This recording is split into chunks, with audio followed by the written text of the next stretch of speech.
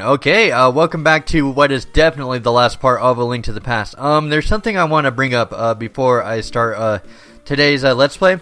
The reason that I kind of been a little bit grouchy during the last few parts is because of a couple of reasons. Is that it wasn't exactly that about like A Link to the Past like gameplay style or anything. It's because I've played a lot of Zelda during these past 3 months or so.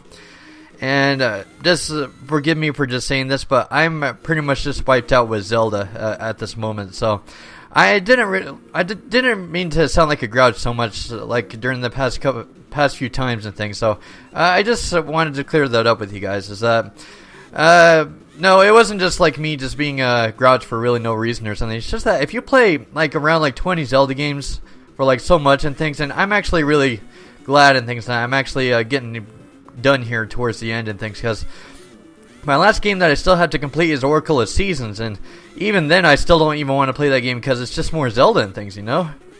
So yeah, it's kind of it is a little bit weird and things, so alright, I guess I better focus on Ganon though anyways. Let's see what we got here. Okay, let him have his little fire bowl, I guess. Okay, hold on. He's like going all over the place. I've forgotten how much he kind of does that. Okay. I think he's going to like slam down one of the tiles if I remember right. Okay.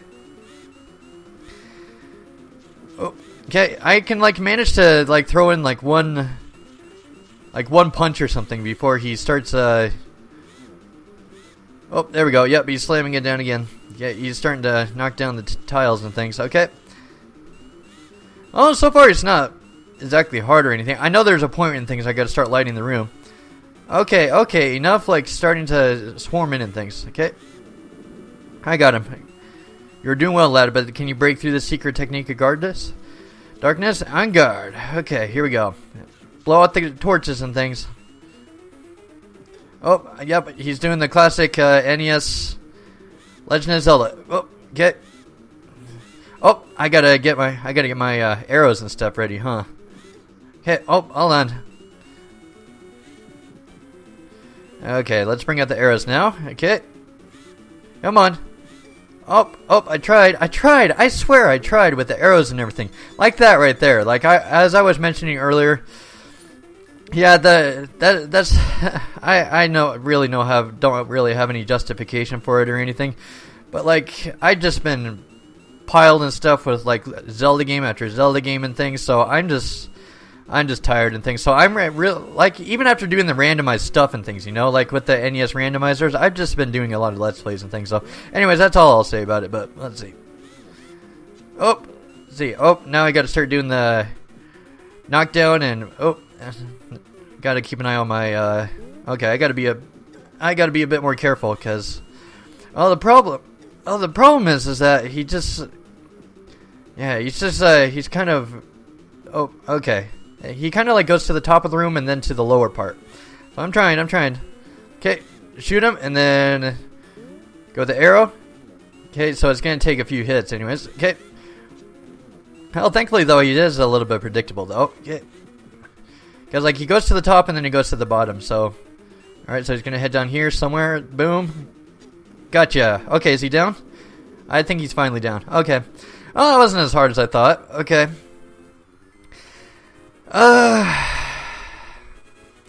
Yeah, okay.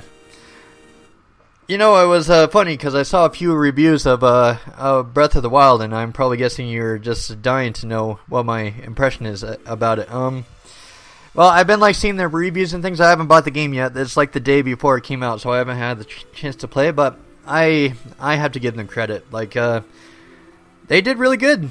I heard that they pulled out all of their stops and things to power everything up for the Wii U and the Switch, and even I had to admit they did really, really good. Like the reviews and things, they're tens and hundreds and things like all across the board, and everybody's really hyping it up. And I've got to agree in the sense that it does deserve all the praise that it's getting, because to pull out something that revolutionary, something that open world for a Zelda game, it did really good. But, here's the one small negative thing I had to say about it, though, is that I mentioned on my unpopular opinions list that I said that it was probably going to not be in my top 5 and probably my top 10.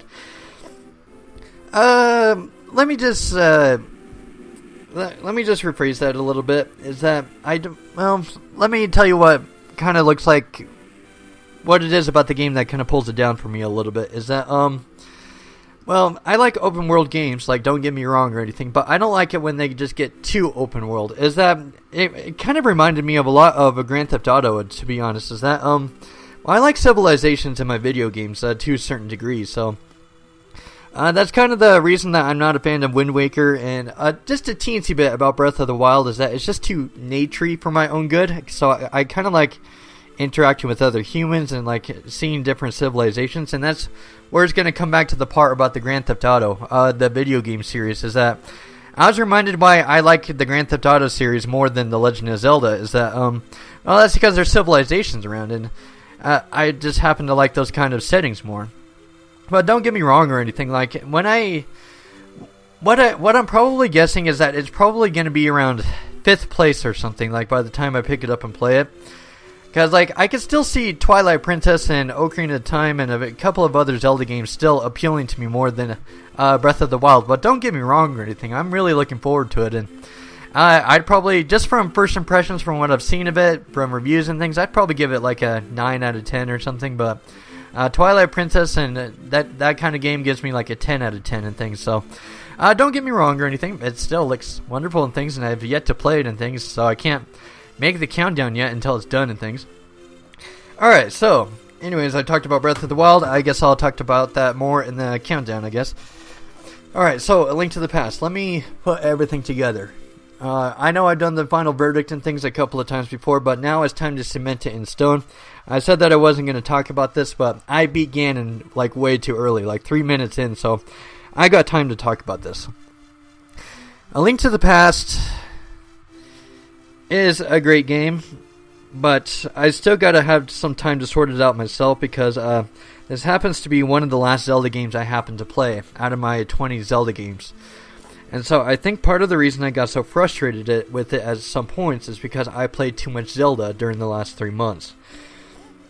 So I don't think it was really A Link to the Past itself that was doing that. It's just that, well, you've seen it like with my Let's Plays and things. I did Master Quest, I've done the randomized Zelda thing like a bunch of times, and I played like 15 other Zelda games just kind of off the bat and things. And the last Zelda game that I actually had to finish up here is Oracle of Seasons, which I haven't completed that yet. I'm about halfway through, but I'm just sick of Zelda at this moment. I just played so much of it at the moment, and I think during these last few parts, I think it really seeped out. Or just that it was one of the last Zelda games that I played in general that really colored my opinion, and you probably saw me get more aggravated or frustrated or something at some points, and I didn't really consider that when I started this Let's Play. And but I guess what kind of fueled it is just kind of what I was talking about throughout the whole playthrough, is that I'm not the best in the world at top-down games. I'm sorry, but I'm not. I'm decent at them, but I'm not the best or anything. And A Link to the Past is a little bit too, yeah, Master Sword sleeps forever. Yeah, this might as well be the end of the timeline then. Okay, so, anyways, as I was saying and things, A Link to the Past is a little bit claustrophobic when it comes to its controls and with its dungeons and the open world and things, when it comes to being confrontational with your enemies. And the problem with that is that the enemy types are kind of fast in this game, or they're kind of a little bit of a wild card to me. They kind of have random things that kind of happen to them. Like, for example, with the guards and things, they kind of come up close, and you would kind of think that you'd be able to hit them with the sword, but all of a sudden they clip through you. Or they happen to do something, or your hitboxes happen to be so tiny that it's kind of hard to really judge or something in a game like this to really connect the blows. Or with enemy types that kind of hop all over the place. Like, for example, with those diagonal things, those gave me a lot of trouble because since it's a claustrophobic environment in those dungeons, they happen to sneak up on me. And I kind of felt like it was a bit unfair because they happened to hit me, but it didn't feel like it was my fault.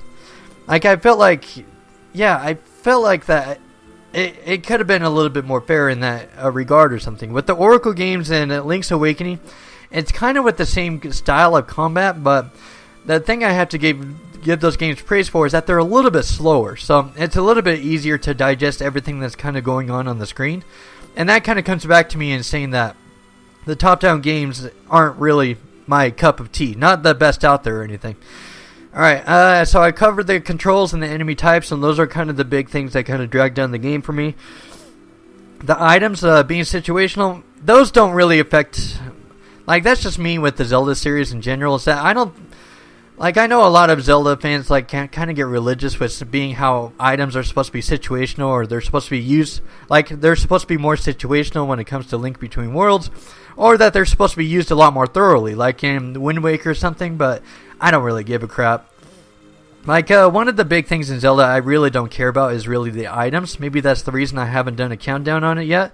I kind of enjoy Zelda a lot more for its dungeons and environments. So the items and things, that's not really something I'm picky about.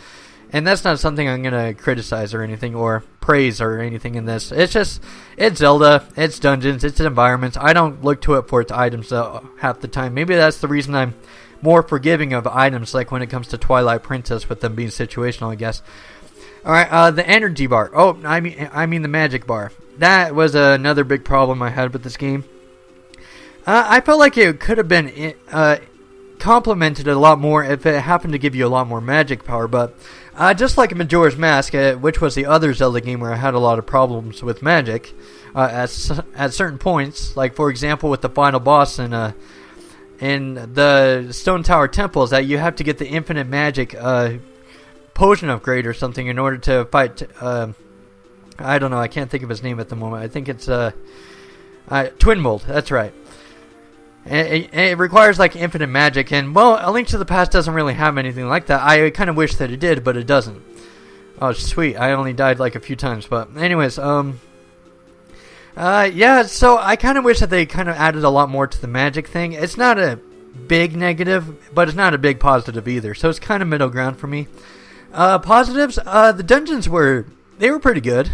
I kind of got bored with them at first because all that was really going for them was, well, since it was easier difficulty and things, the only thing I could focus on was really the design of it, at which the design in this game isn't exactly the best out there. But it wasn't until I got into the Dark World that I started to enjoy the dungeons a lot more. Started to get into them a lot more, and I thought that they were kind of fascinating. And yeah, I think overall they were pretty intriguing. There was a boring one in there. There was Thieves Town, and Turtle Rock wasn't really my favorite. I got over my negative feelings about it, and I didn't really like the last dungeon either. Ganon's Tower, with the way that it made you backtrack for about 8 minutes or so in order to get back into that boss key room. So that kind of pulled out a little bit of A Link to the Past's butt or something, and just saying that, well, it doesn't exactly show you where the chests are in either of the rooms, and it just kind of locked you out, which I wasn't really fond of that or anything. I like the exploration a lot. Probably my favorite thing from A Link to the Past because it's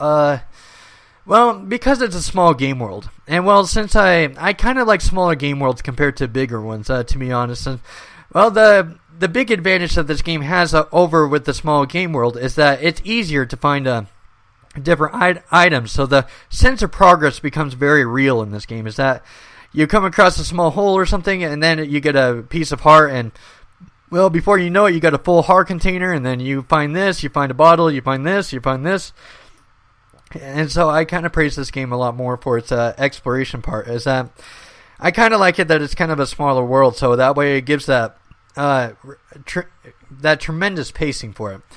And I guess that's pretty much it. I guess just to discuss what's going to go on in future plans, I'm probably going to finish up with the top 20 of video games first, because I still got to write the script, I still got to sort out the Zelda games, and of course I still got to play Breath of the Wild and things, and so... But yeah, thank you for joining me with the Let's Play, and thanks for being patient. Like, just playing a lot of Zelda games, it just kind of tires you out and things, and I'm just reaching my maximum here. Like, seriously, like, I probably would have enjoyed this game a lot more if I didn't have so many Zelda games that I played so much back to back before I played this one. I probably would have enjoyed it a lot more, probably been more patient with it. But as you saw in these last couple of parts, I was just tired. I'm sorry. I tried to show a positive face and things, but just too much of a good thing, you know. Anyways, I think that's it. That's my final verdict, and Yeah. I guess I'm done with Let's Plays for now. I've got to focus on my schoolwork, and yeah, I got countdowns to do and things. And yep, top 20 video games. I got to finish that up, and then I'll do the top 20 Zelda games after that. And then I'm probably thinking about doing a Nintendo 64 countdown after that, but we'll see. Anyways, thanks for watching. Again, thanks for being patient, and thanks for joining me. Thank you for all your comments, and I'll see you later. And I died 6 times, which happens to be my lucky number. Well, how fitting. Well, I'll see you guys later. It was fun. So I'll see you guys in the next countdown.